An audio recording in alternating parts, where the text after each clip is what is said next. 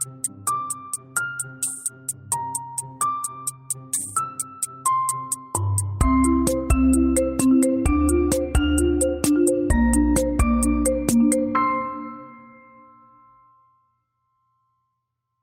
right, Sam, Okay. let's do it. Podcast starts now. Hello, everyone, and welcome to StraightioLab. Wow, the podcast has in fact started.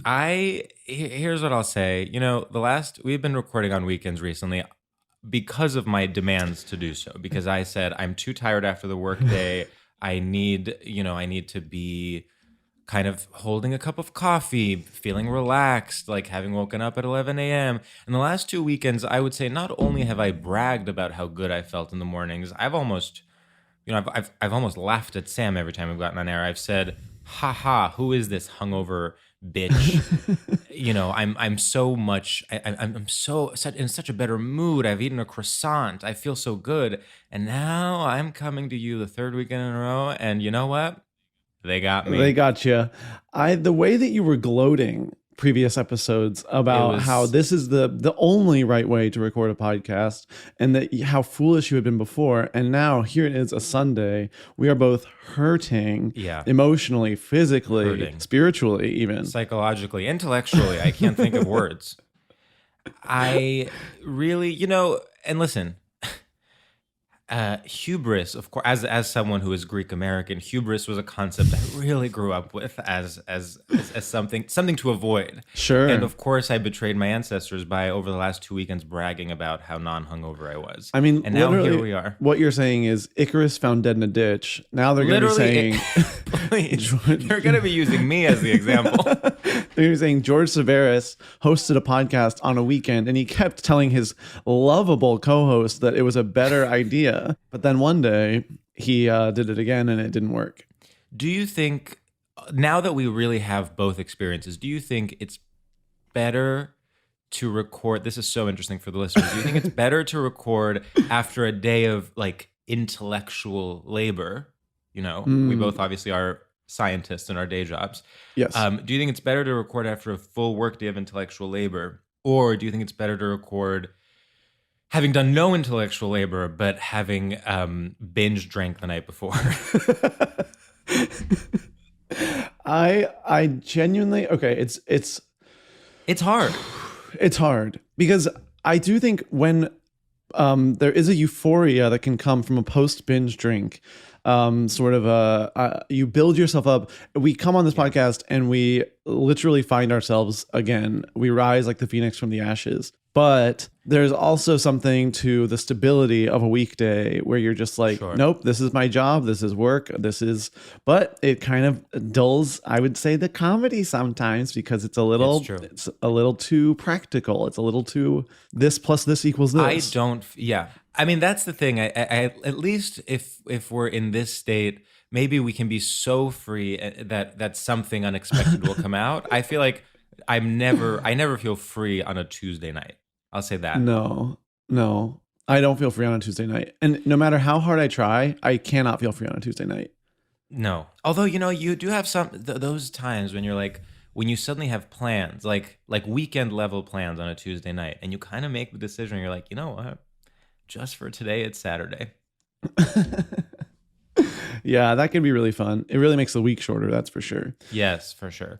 I mean, this is something I've been struggling with a lot, which is like, how do I, I'm just genuinely in a bad mood every single Monday. And it's like the most hack feeling in the world to be like, yeah, it's a Monday and I'm cranky about it. And it's like, damn, I'm really like a Kathy cartoon. And when did this, I used to have unique feelings. I used to be independent and raw. And now I'm a guy that's cranky on a Monday because emails. It's like, that's crazy. The level of, the lack of originality as I get older is actually shocking, humiliating, and disrespectful to my younger self. Yeah. I used to be able to get upset at weird things, sort of unique things. Now I'm getting mad at stuff that maybe a sitcom character would get mad at. I have to tell you the most, I have a very real example of this. Okay. On Friday, I went to eat at a casual dinner, like before a show. and I ordered a sandwich and a salad, and the salad didn't come, and and the way I spiraled, the way I lost, because then it was like, okay, well, I ate my sandwich. Now do I go ask? Because now I don't really want the salad because I already ate my sandwich. Yeah. And then I was like, well, am I going to get the salad to go? What am I going to do? Eat it at the show? Am I going to eat the salad at the show? And I couldn't. I could not let go of being angry at the salad. And I brought the to-go salad to the show. And then I brought the to-go salad all the way home, didn't eat it, put it in the fridge, mad at it, threw it away the next day. Still, 3 days later, I am angry about it. Yeah, well, and of course it's not about the salad. No. But you know what it would take to find out what it's about? What? Work. And we do not actually have the time for that. The way that we are hanging on by a thread that a salad can ruin your whole mood. Shocking to me. It's also everything, all of those things are proxies for figuring out other things that are wrong with you. It's like how people, it's like that joke where it's like for straight people who are old, like, like real estate is the new sex or whatever. It's like they're like, that's how they do power. That's how they like play with one another. That's how they turn each other on. That's how they show their power. And for you, the salad was sex in that moment. Wow. Yeah. And I wasn't getting what I needed. And you were not getting off. The salad simply did not get me off, and I needed to get off in that moment. Yes, that's right. I was very pent up and putting a lot of stock on that salad. God. It's also like so bratty to be like, my salad?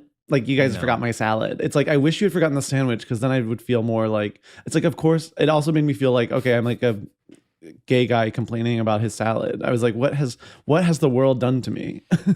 Yeah. Well, and then you're like, and then you're a gay guy talking about how he's complaining about a salad, which is arguably even worse.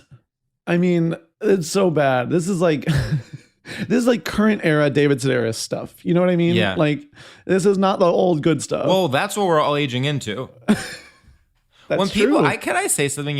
People might not know this if you're not on Twitter. Approximately every 2 months, some clip of David Sedaris that is meant for people that are in their 80s makes it to the internet, and then people that are kind of 23 with blue hair are like, "This is problematic," and then you kind of, and yes, they are correct in some capacity, but then part of me wants to be like, "You're all gonna become David Sedaris." Oh, honey, it's happening quick. I mean, those 80-year-old people need David, They need him to speak to them. He's not for you. And also, don't lie and say David made you. Honey, we would without Are you kidding me? Just because you put a little twist on the David Sedaris ethos, now you think you're different? You're literally just David Sedaris, but you also do poppers. There was a direct line of David Sedaris all the way to the Red Scare Girls. Charlie XCX. Without David Sedaris, that cannot be Charlie XCX. Without David Sedaris, like people 40 years ago had never heard of anal sex. Now they're having it constantly.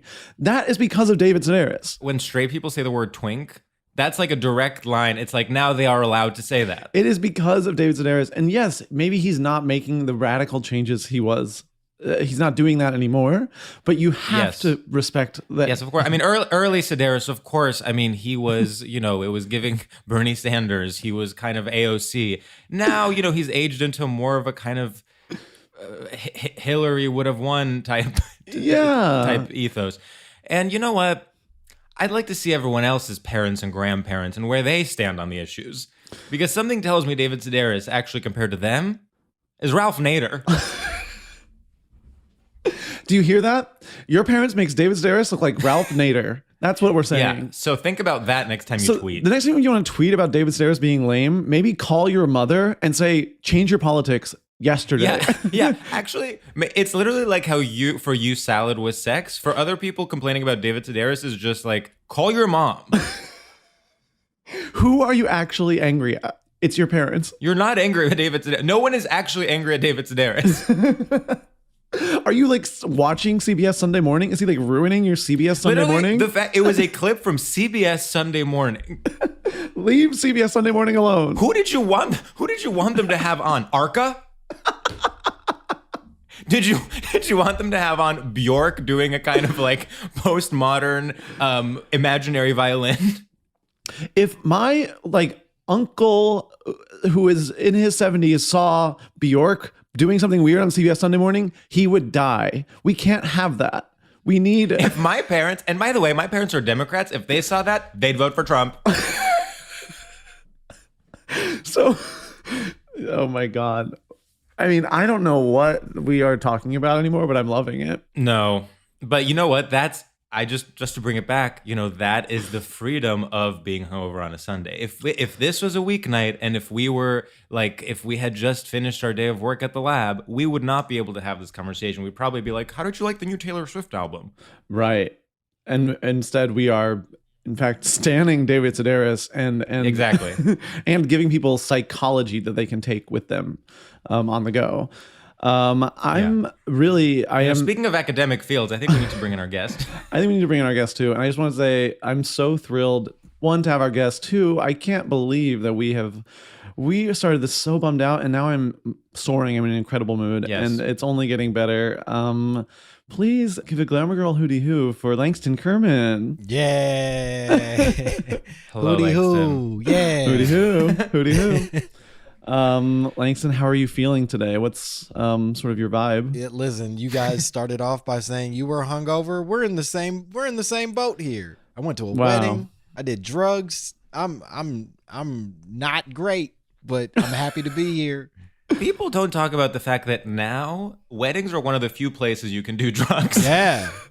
Yeah, it's like This is something I've really found out in my 30s. It's like weddings, you're like, when you're young, you're like, oh, how lame, they're adults. And then when you're our age, it's like, finally, it's a music festival. Yeah, no, I can't be pressed up against youth anymore. I gotta be with adults doing drugs at adult places.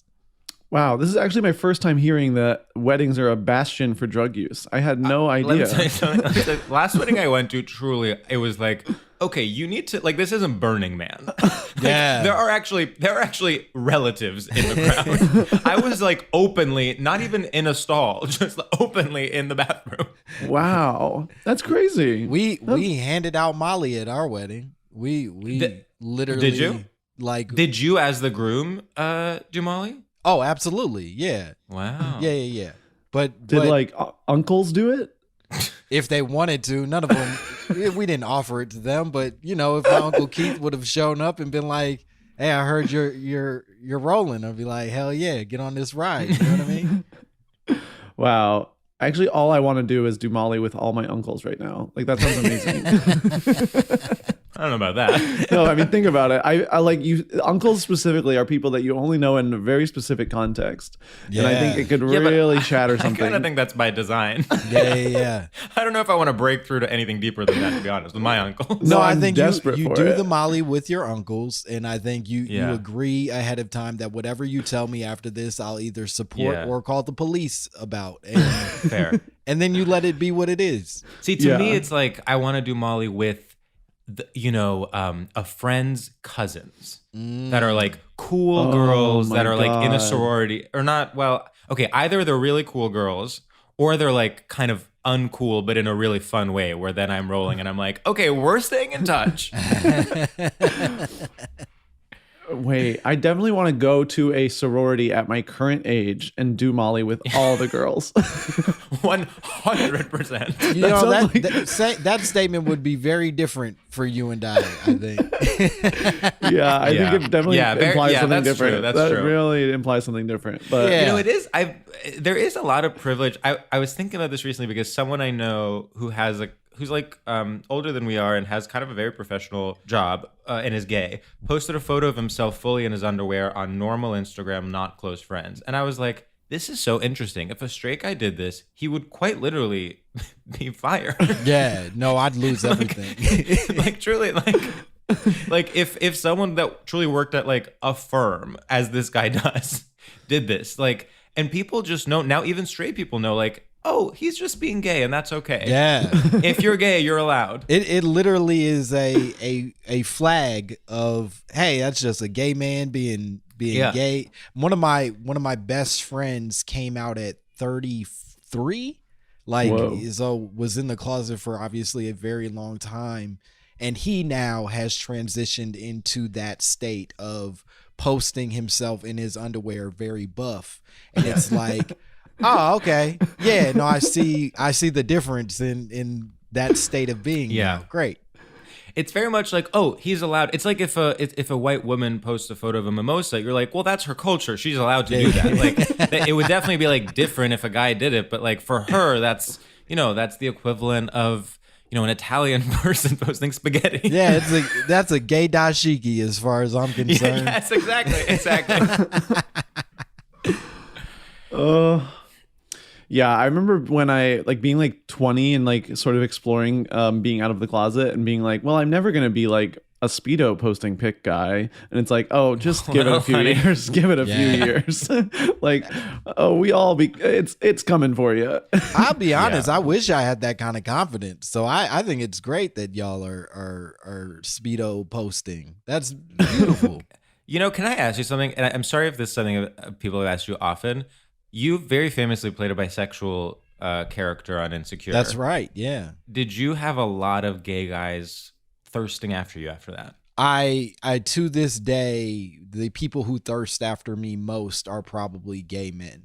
More than even straight women. It's gay men, and then second is like women with kids for some reason. Yeah. It's like the vibe that I pick up on. But yeah, no, I've had people send me their open assholes on Instagram just because. Yeah, people will do that. Yeah. People actually will do that. Something people don't talk about when they talk about like representation and what it means for like straight men to play queer roles is like it's also hard for them after, because then literally for the rest of their lives, gay men are sending them their holes. Listen, and the fucked up thing that Hollywood does is that it typecasts you, right? So immediately after Insecure, that was all I was getting offered is like gay roles and or roles where like his sexuality is in question type shit. Yeah. And I at a certain point had to be like, hey bro, stop doing this. Like it's not, I have no issue with the roles. I enjoy the work. I think the writing is important,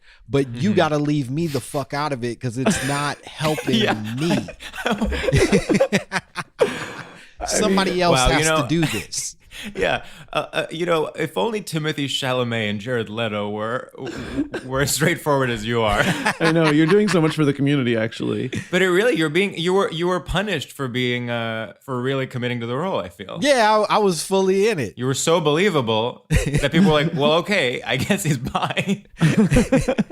Or I guess he's willing to hear me out. I don't even know if they believed I was bi. They were just like, I bet he'll hear me out if I show him my booty hole. Yeah, well, he read those lines, so he must want to see a pic of my hole. Yeah. I mean, he's not gonna yell at me if I show him my booty hole. So let's start there. Yes, exactly. Yeah. Well, that's okay, but this is also similar where it's like, again, if a straight guy showed anyone their dick, rightly so, he would be reprimanded. But when gay guys do it, it's like, well, that's just a handshake, fellas. That's just that's just how they say hi. I bet you even if you complained about it, like if you said, went on like a talk show or something, talk about it, then people would be like, well, what? What? Is he homophobic? Yeah, and that's the biggest issue is that I can't even, and I'm so happy that we're having this conversation. Yes. But I can't even really vocalize what I'm feeling too loudly without it being absolute homophobia. I have to not only have played the role, not only accept the holes, but maintain a gratitude for the holes that I never meant to invite into my life. And to this day, you respond thank you to each of them because you don't want to be canceled. Thank you for your hole. Yeah. Wow. Your hole makes me whole. Yes, of course. Yeah. You send handwritten thank you cards every Christmas. Yeah. Oh, it's so powerful. This is really making me realize like Timothée Chalamet can literally never use a phone. Like if he even turns it on, it's just like hole. Yeah. Like like that has to be so traumatizing.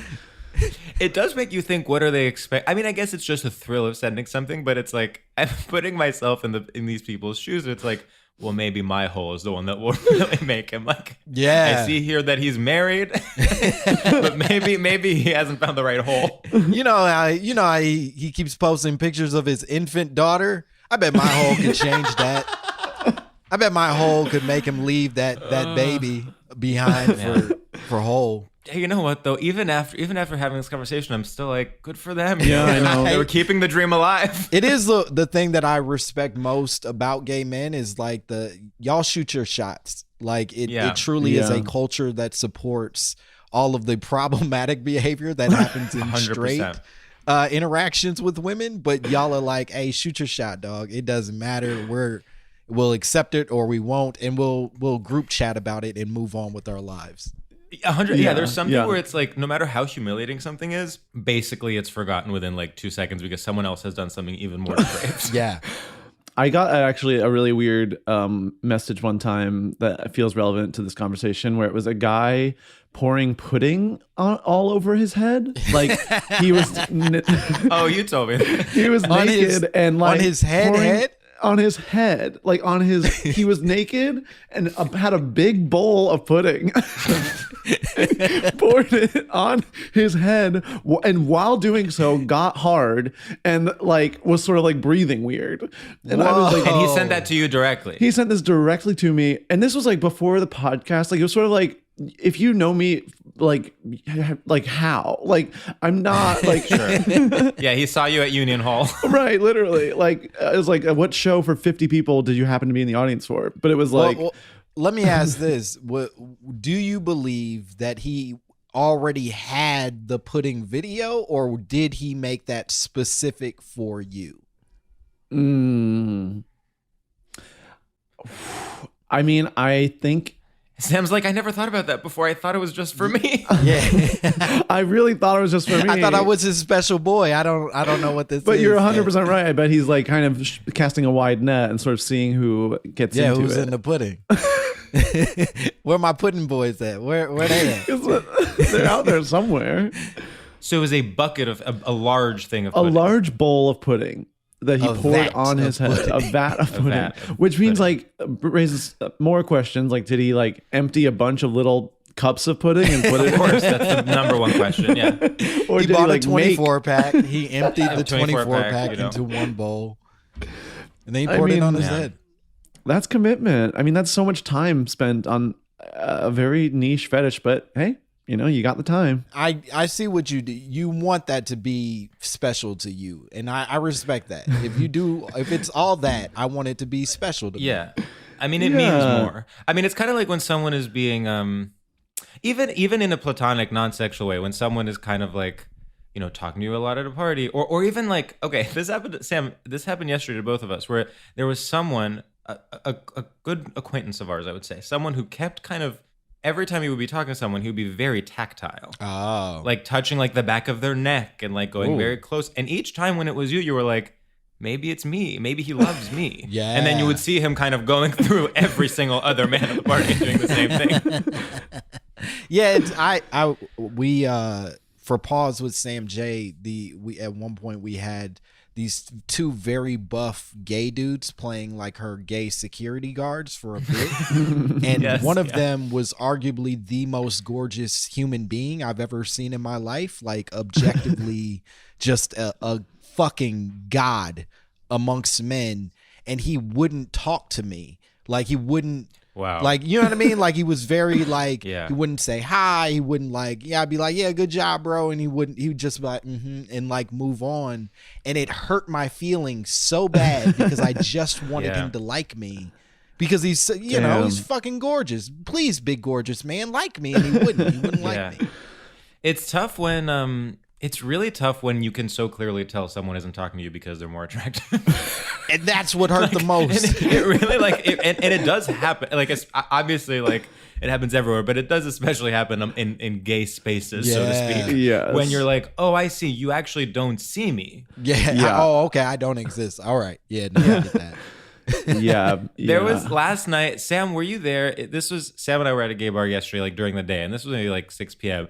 But a separate group, there were just 3 muscly guys just kind of forming a triangle, and they kept each just making out with the other, then turning and making out with the one next to them. Then the other guy would turn. It was just like it kept going in a circle, but it was so like streamlined and choreographed that it didn't even seem sexual. It was just like, and now you. I know. I obviously clocked that instantly, and was. It was insane. I was so into it. I was so jealous. I was like, look at you guys setting up your little daytime threesome, like literally on the sidewalk at 6 p.m. and like almost being like tasteful about it, like not being like we're Completely wasted tasteful. and crazy. I would not be surprised if they were all sober. Like it was just like okay, that's sick work. Then that's not good, it right? is, yes, I agree.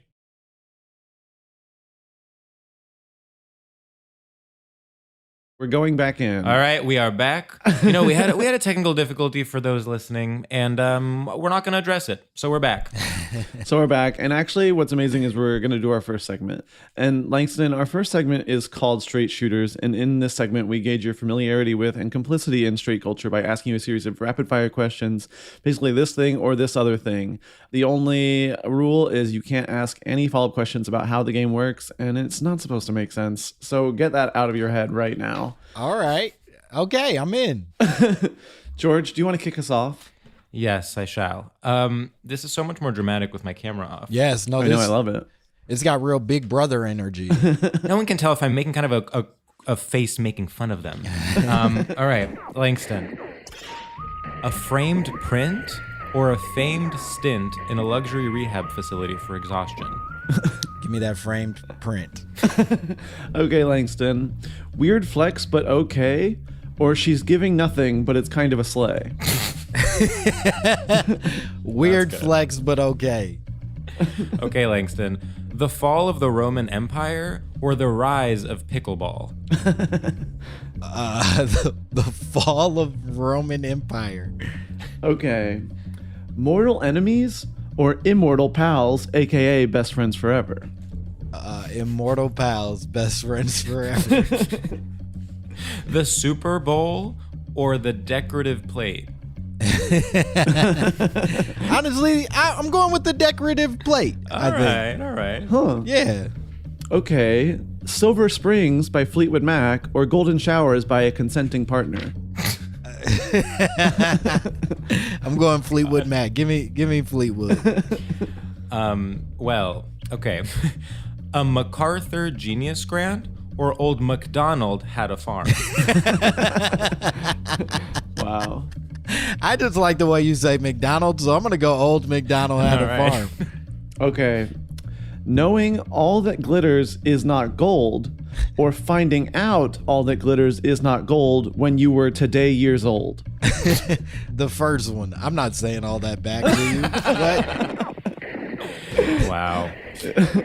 Langston, I think that was an incredible performance. thank you so much. You Yeah. train for things like this, and Yes, that's right. Yeah. that's why we practice. You know, that really felt almost like a performance of what a podcast segment would feel like. Like there was something about that particular one, that run of it, where I was like, oh, I sound like a podcast person. Like I sound like Yeah. I'm doing like a segment on a podcast in a way And that can be a rude awakening. Yeah, because we like to think of ourselves kind of ironically podcasting, not quite, we consider ourselves everything has industry in quotation outsiders. marks. Yeah, we're No, industry Industry outsiders. outsiders, of course. You're both hosting the Daily to me. You're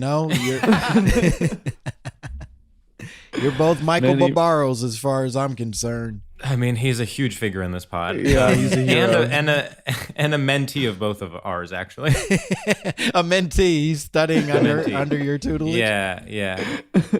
He's getting there, but Yeah, he's not ready to be on air yet for us. I want to believe that you guys are the ones that taught him to go, whenever somebody's talking. I mean, Michael Barbaro, in many ways, is so relevant to our podcast because he was a formerly gay man who now is married to a woman. Is that true? That's true. Yes. Whoa. I'm not. I don't know how he identifies, but I do know that he was, I believe, either married or long-term partnered with a man, and then fell in love with his producer, who was a woman. And now I think they're definitely together, and maybe I don't know if they have kids, but they're together. Yeah. Wow. Yeah, pretty thrilling. Michael Barbaro. It's kind of this thing that has been written about in literally like so many articles, and yet no one really, it never stuck. It's like this strange thing where like no one really knows about it, even though it's kind of like a salacious piece of gossip. Well, he's also like figures where it's like I don't know anything about him, period. You know what I mean? Yeah. Like I'm Yeah. not looking up Michael Barbaro. You know what I mean? Like I don't fucking care what that guy has going on. One time I started looking up Terry Gross and I was like, actually, I'd rather not know. I don't. What is it? I was like, I don't want to know if she's married, and I don't want to know like where she's from. Like, is this gonna make my day better? No. It could only slow me down to learn about these individuals. Yeah. You know what Michael Barbaro thing annoys me? I hate the here's what else you need to know today. He like luxuriates in saying that so much, and like it's like he's like here's what else you need to know today, and it always reminds me you need to know today. It's like he's like trying to find like different like melodies for it, and it's like calm down, like deliver the news, okay? Don't like sing me a song.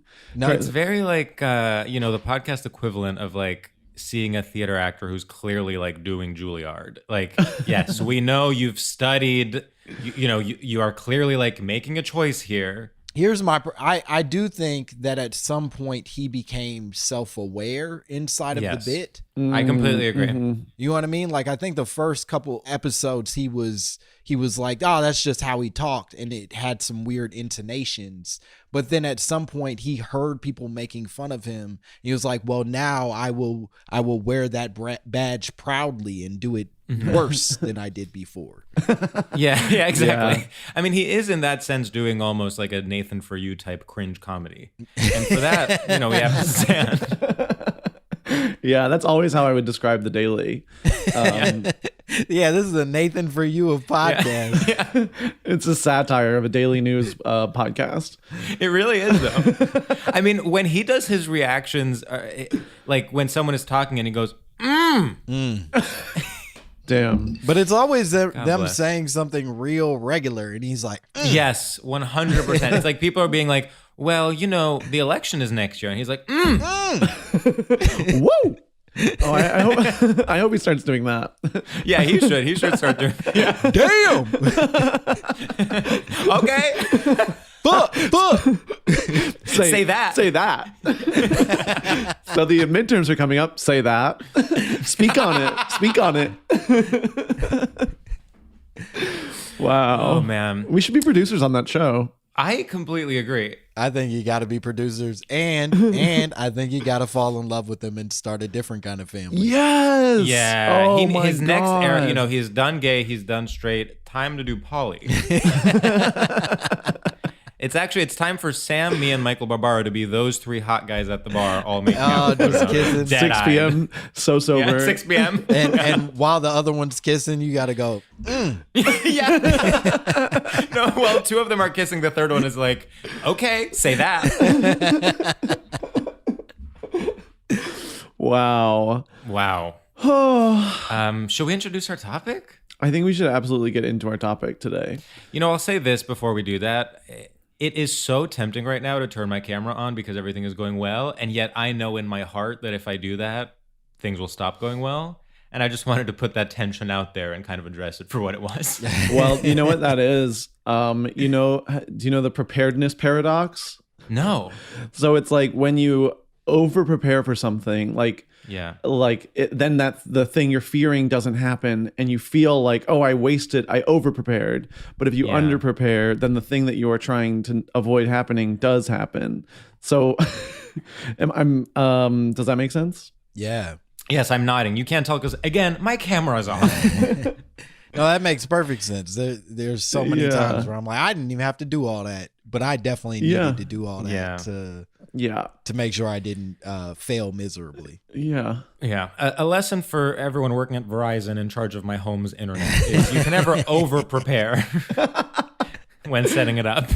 So next time, you know what? Reach higher.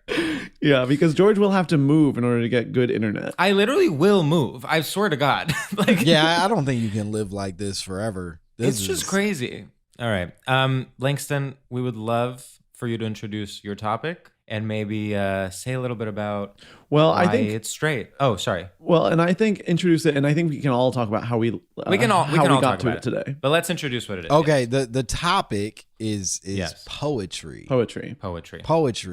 And full disclosure, I did kind of I put that on you. You joined, and I said, I want you to talk about poetry because you said, listen, bitch.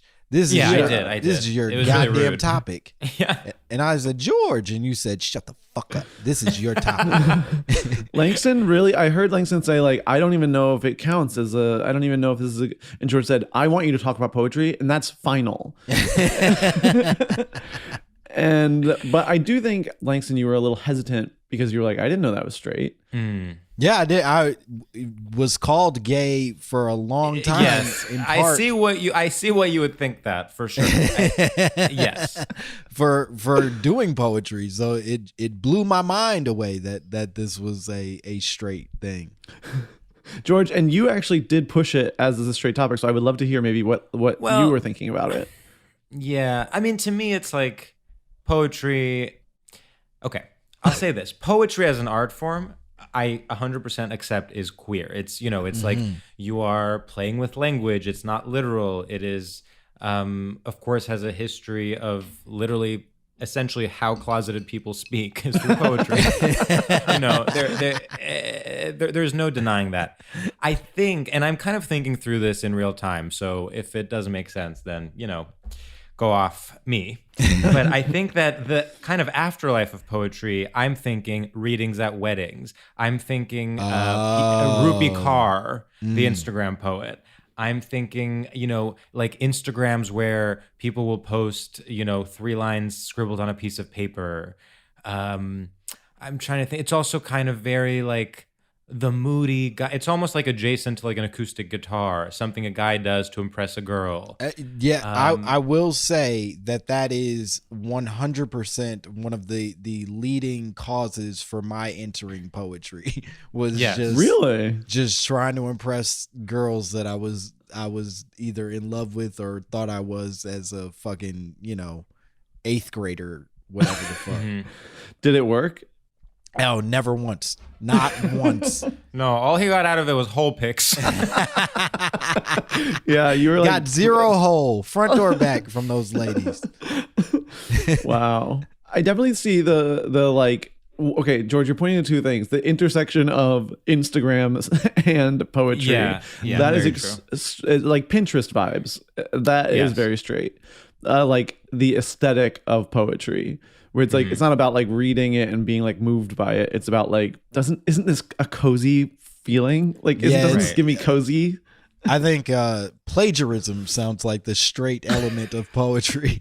It's just taking the words of somebody who was, actually dealing in these flowery thoughts, and then being like, this is how I feel about my mom. That's my mom. Of course, yes, 100%. And it's also like, there's all these kind of obvious poems that make their way around Valentine's Day poems, like poems associated with holidays. It's a sort of shorthand. It's a kind of easy way to project something artsy. Right? Yeah, it's a way of pretending that you've read more than you have. Yes. Like if you post a poem or a fucking quote from a poem, I think you've read like a bunch of books this year, and deep down, you haven't. I want to know, Langston, when you went to, did you go to school for poetry? I went to, I have a MFA in poetry.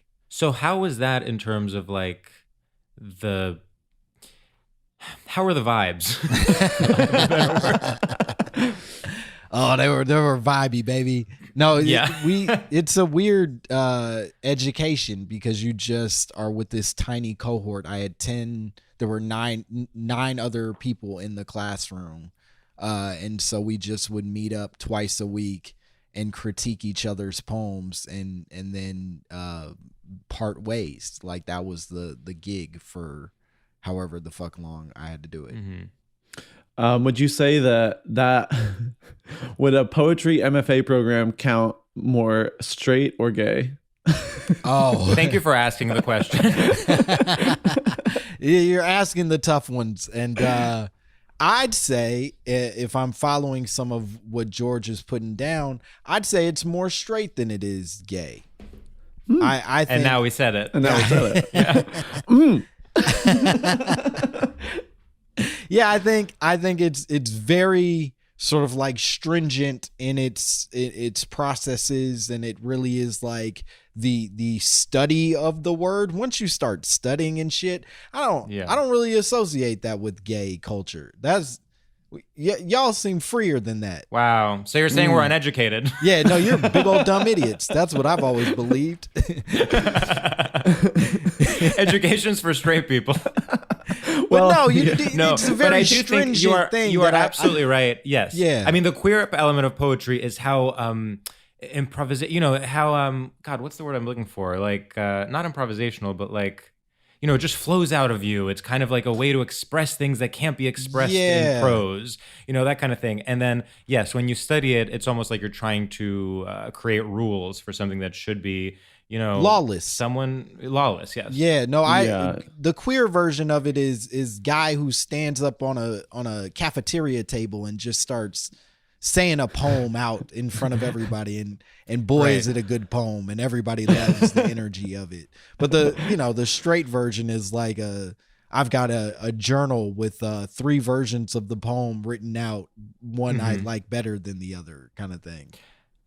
And I'll say this, like in terms of the place of poetry in our current world, I think, for instance, something that is straight is kind of suburban moms loving Amanda Gorman. Oh, wow. You know what I mean? Yeah, that is real. Yeah. That is... I think Amanda Gorman may be the straightest poet ever in history. Yeah, for sure. Yeah, that was such a weird thing when it was like... It was strange. She did it, and then everyone was like, okay, I've always loved poetry my whole life. This woman I can tell is a genius poet, and I love her. And it was like, what is anyone talking about? Yeah, I do feel for her because she was put in this impossible position where she was like 22, I think, when it happened, and like, you know, she's still like working through like her style and what she wants to say, and then suddenly now she is forced to write. There was like, I read somewhere she like wrote some kind of poem that was commissioned about like climate change. And you could just tell, you know, she doesn't know much about climate change yet. She's young. Yeah. She's in her early 20s. Yeah, she was really kind of like rhyming polar bears with, you know, molar hairs. It's like, Amanda, there's no hairs on your molars. There's no hair. Yeah, I she has a children's book now that's a thing. Like there's so many versions of the thing that she's now obligated to do. Yeah. Because she was invited for a very stupid thing in the first place. Like who the fuck wants a poem at any of these things? Yeah, truly. I mean, it's funny to see the afterlife of the 2 breakout stars of the inauguration, which was Ella Emhoff and Amanda Gorman. Suddenly, Amanda Gorman has to write poems about climate change 24/7, and Ella Emhoff is a full-on runway model. And you're like, okay, maybe just let this be its own moment. Like the inauguration is over. Yeah, you don't have to keep obligating this girl to doing dumb stuff. Yeah, let her be free. Let her be free. Oh my God, I actually get embarrassed thinking about like being in college and thinking like being like loving to not pretend, but like loving to like get really into poetry. Like I would like love to like get a book and like be like, oh, I'm like just sorry, I'm reading a book of poems right now. Like I'm just like really feeling a lot of feelings. Like life is so crazy, and I'm like 19. Yeah, and it was so embarrassing as a thing. And I'm trying to decide whether that is gay or straight, but I almost think straight because you're like wanting to appear like you're keeping up appearances of like intellectual rather than like being intellectual. Were you out at that point? Were you? I was 1 foot in, 1 foot out. It was like that was straight, baby. That was you. That was you giving up that little straight jacket for right at the end where you're like, nah, I still might need to try to get pussy, so maybe this will be that was very much like, I'm never gonna wear a Speedo, I'm gonna read poems. And it was like, no, bitch.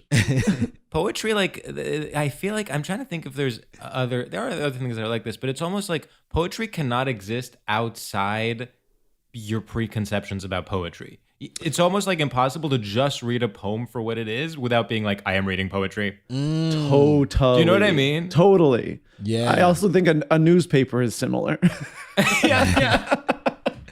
I can consume the news in plenty ways, but if I'm reading a newspaper, I'm like, this is crazy. Look, like I'm Very reading true, a yeah. newspaper. Like I can lose myself in a book. I can lose myself in an album. I can, even go to a museum. But there are certain things where you're just very aware that this is the part of the movie where you are reading a poem. Yeah, I have an entire master's degree in this shit, and I 100% agree with you. The entire time I was like, poetry, huh? We're still we're in poems. These are poems. I would even argue being in a seminar, like in a grad school seminar, is similar to that, where you're so aware of like this is like I'm in Dead Poet Society. Yeah, it's like you are very aware of the fact that you are giving feedback to someone's work. And in theory, being this is what's gonna make me a professional. This is what's gonna make me a finished man to face the world is giving feedback to poems. It'd be like and the feedback is always the same. Well, first of all, this is a poem. We should just Let's start there. let's just start there. This is a poem. It's just everyone going around saying, well, that is a poem, and then everyone snaps. Well, I think when you were reading that, I think the first thing I picked up on was the fact that it is a poem.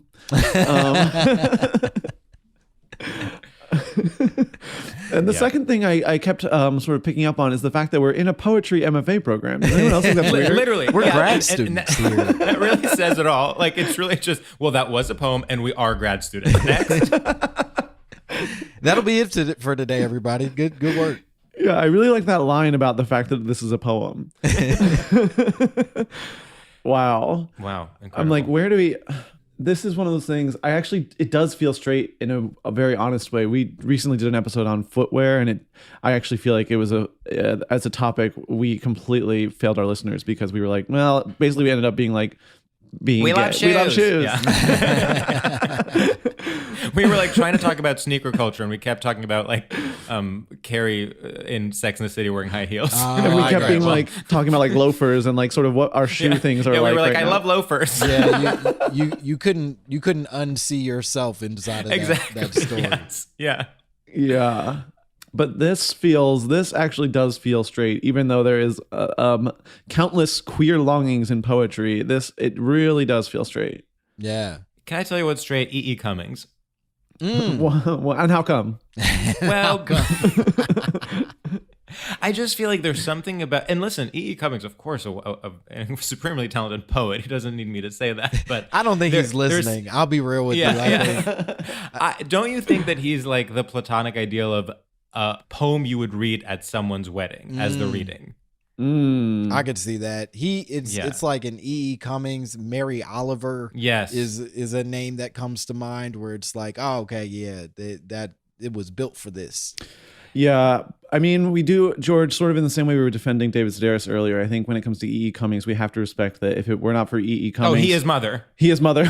If not for E.E. Cummings, pop stars would never do like song titles with all lowercase letters. Of course. Yeah. So like E.E. Cummings is mother, and without him, there is no God as a Woman by Ariana Grande. Absolutely. All the fucking Weekend spelling his name the way he does. That's E.E. Cummings, baby. Yeah, we have him to thank. He is mother, and we need to respect that. I'm trying to think, did E.E. Cummings or Bell Hooks come first in terms of spelling? Oh, obviously E.E. Cummings. Yeah, E.E. Cummings came first. Wow. What if my new take was Bell Hooks was copying E.E. Cummings? Everyone would really love that. I think that should be the title of the episode. Yeah. I'm very passionate about the fact that people think E.E. Cummings. People think she's such an original, but she's just doing E.E. Cummings drag. Oh man. Listen, if nothing else, I'd be in y'all mentions for hours. Yeah. Just I'll tell you this, enjoying. You would get fewer holes and more just plain out hate mail. Oh from then on. man. People would be furious. Yeah, we'd get a lot more pudding videos, but non-sexually, just wanting to traumatize us. Sam, have you seen, I'm taking a risk by asking this, have you seen the film In Her Shoes starring Cameron Diaz? I have not seen the film. I have not seen this. Wow. Well, it is, of course, about two sisters, Cameron Diaz and Toni Collette. And at some point, it's revealed that Cameron Diaz might be illiterate because she just like never learned to read. And and then at some point Toni Collette gets married and Cameron Diaz reads an E.E. Cummings poem at her wedding, and she has learned to read. Is this a comedy? Is that it's the question you're asking is so important, because the reason why it's not more successful is because it is unclear whether it's a comedy or not. Oh, they didn't know how to sell it really, but it is actually a really good movie that I've seen maybe 5 times. So she can't read, and that's like a funny thing. It's not. To be honest, I don't remember the part about her not being able to read. I can't remember how literal that was, or if it's just that she was like a bad student and then she was insecure, blah blah. But basically, there's 2 sisters. Toni Collette is like the brainy one who's like insecure about Cameron Diaz being hot, and then Cameron Diaz is like the slutty dumb one. Great. And then she moves in with Shirley MacLaine in her kind of nursing home, and finds herself by being a kind of surrogate daughter to all these older women. I hope that this is the movie the last movie she did before she retired. I hope that this is her goodbye to the game. Yeah. Was pretending not to read and then just being like, exactly. I love the sport. But I do think it's like, to read E.E. Cummings, it's like Cameron Diaz reading E.E. Cummings in a wedding in a movie is exactly what E.E. Cummings was meant for. Wow. Which is, if only I think, E.E. was alive to see that. Yeah, I was about to say, I do not think that he would love hearing this were he here. Yeah, well. Well, I mean, that's how I want to be immortalized. I would love for someone to sort of read a transcript of our podcast in a big feature film in 50 years. At a wedding? Feature film that underperforms. At a wedding where everyone's on Molly with all their uncles. Have we gotten to the bottom of poetry? I actually think we've gotten to the bottom of it. You'd think it would be a complicated topic. You'd be wrong.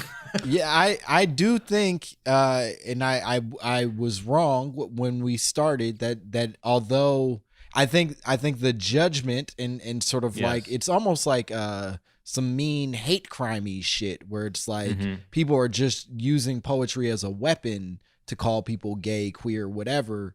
But in reality, it's it's got a lot of straight shit. Yeah. Def Poetry Jam, I remember that felt straight as fuck to me. Most Def is hosting it.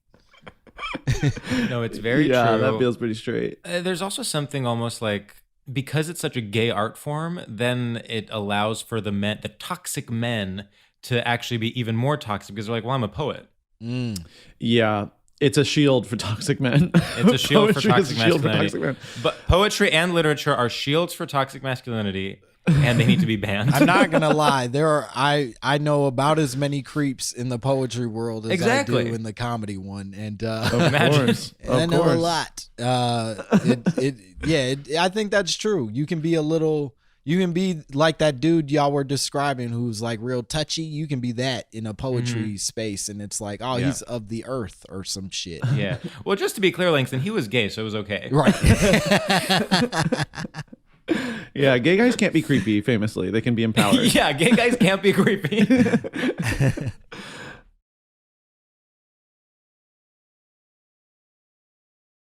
Well, Sam, should we do our final segment?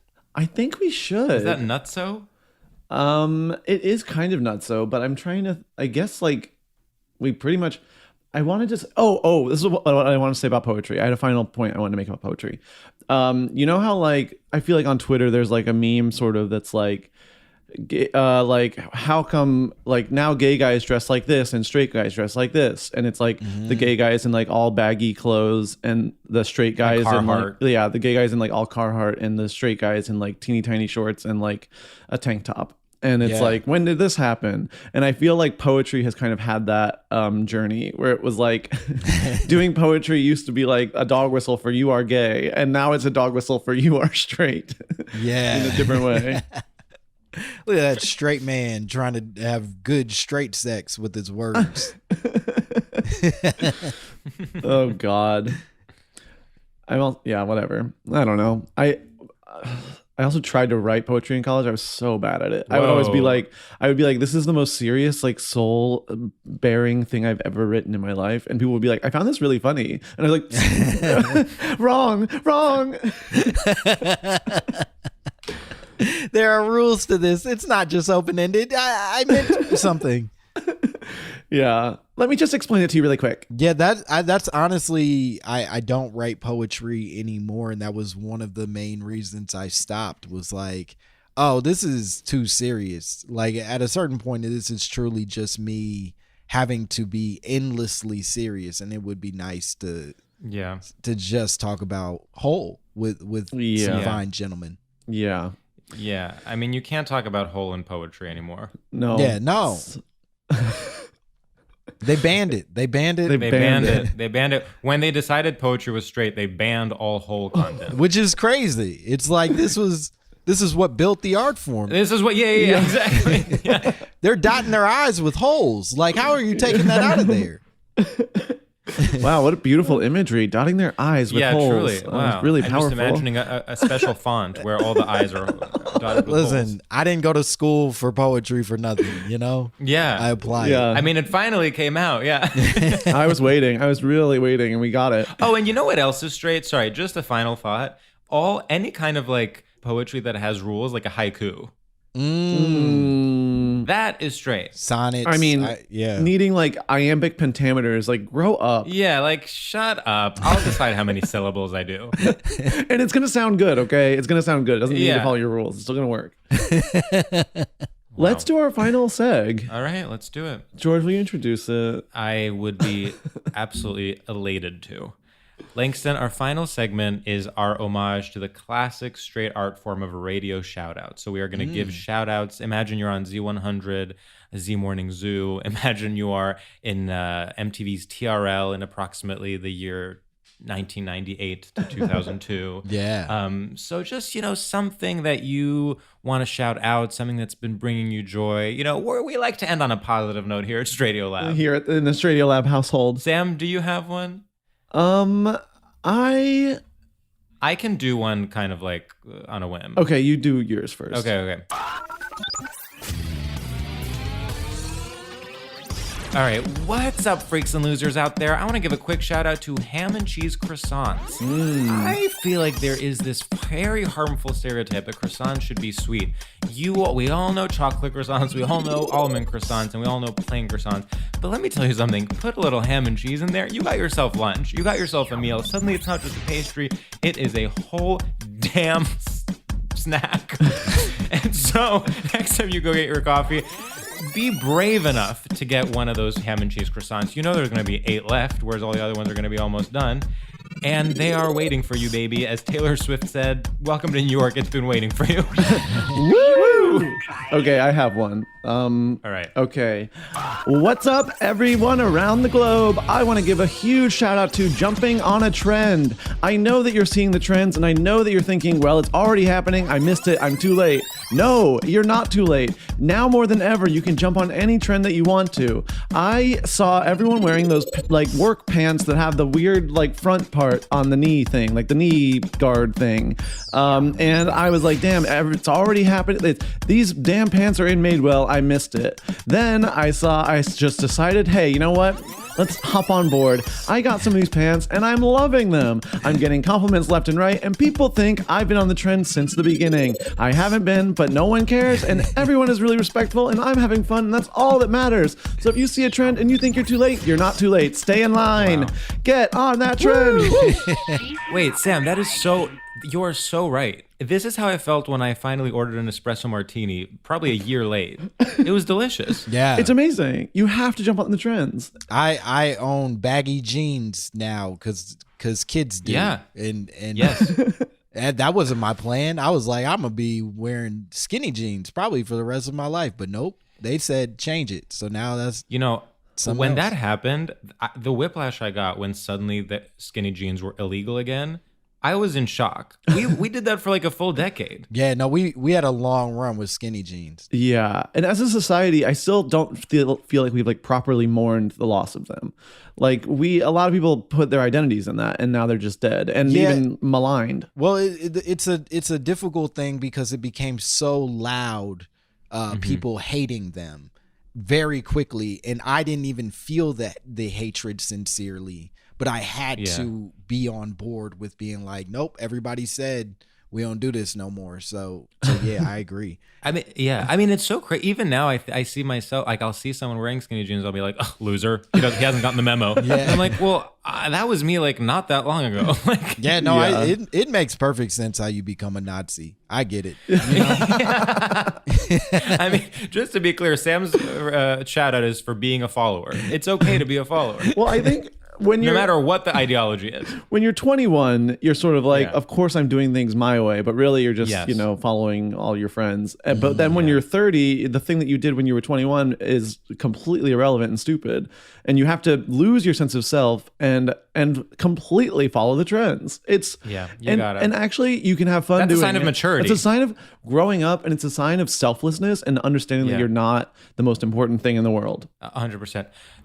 No longer caring about being original is the biggest sign of maturity, and you should be given a Nobel Peace Prize for it. And I hate Mondays. Yeah. And it also is like, hey, I haven't given up. I'm still doing this, you know? Because otherwise if I wear the same clothes forever, I've given everything up. I don't deserve to live anymore. Wow. The poetry MFA once again jumped out. Wow. Langston? Well, Langston, whenever you are ready to do a shout out, if you have one in mind. Okay, I got one. This means, hey, all you freaks and weirdos out there, you know who the fuck you are. I want to give a special shout out to dried cherries. That's right, dried cherries. Everybody is talking about craisins and dried cranberries and all that, but fuck them. They don't do what dried cherries do. Dried cherries are awesome. They taste a little different than dried everything else, and they're good. And if you eat enough of them, it's basically like eating an entire bag of real cherries, and that's not good for you. So they're not that healthy, and you shouldn't probably have as many as I do a day, but goddamn do they taste good, and I want them to have the representation they deserve. Wow. Woo! That was really powerful. I love that you used your platform to speak up for the underprivileged, the dried cherries. Yeah, they don't get enough credit. No, they actually get zero credit. I almost didn't even know they existed. They've been erased. No, they really have. And it doesn't make sense. What are cranberries doing? That we don't eat cranberries. I know, like undried, raisins, please. No, it's disgusting. Something's up. Shadow government is real. Yeah, big cranberry really has got his foot down Joe Biden's neck. I think cherries really cherries became through kind of the artificial flavor of cherry, which is always like the most childlike one. It's like the cherry Jolly Rancher, lollipop, whatever. Then it became almost like childlike to enjoy cherries, and we need to reclaim them. Yeah, I want cherries back. I think they deserve another chance to prove themselves. Yes, agreed. There also is something inherently sexual about cherries, and I think our puritanical culture has it's either childish or sexual. It's a sort of Madonna whore complex. I think there's actually something to that. Yeah, even cherries as are represented in our adulthood, it's like the fucking cherries at a bar. Those aren't cherries. Yeah. Those aren't cherries. That's something else. But that's what we're told is a cherry, and it's like, oh, grow up. Grow up. Yeah. Cherries are different than that. Literally grow up, eat cherries, and get on trends 2 years late. Yeah. Untie that knot from your tongue. Oh my God. That was such a big deal for like a good decade there. The ultimate sign of being a sex freak. Yeah, like you would that would have any application directly on a penis. I don't know what it was. I know, truly. It's like, I never understood. Penis is a very different beast. Yeah. I really never understood what they were trying to say with it. Like I was like, is this a good kissing? Is this good oral sex? It was like, what is this? It was. I think it was oral sex. I think the implication was that your tongue was so whirly that it truly could would really be, it would really be like windshield wiper a penis. Yeah, just a monsoon around a penis, and it's like that's cool. Yeah, because as everyone knows, the best way to give a blowjob is to just kind of like go wild around and round and round with the tongue. Yeah, more is more. More is more. More is more. More is more. Wow. Well, Langston, this has been an absolute delight. I've really had so much fun. Thanks so much for doing it. What a damn pleasure.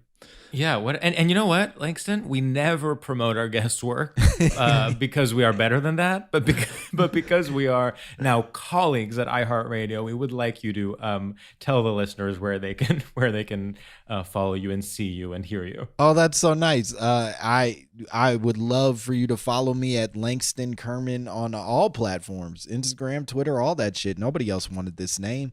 And and you can listen to my podcast. My mama told me it's a podcast where we talk about black conspiracy theories in the black community and shit.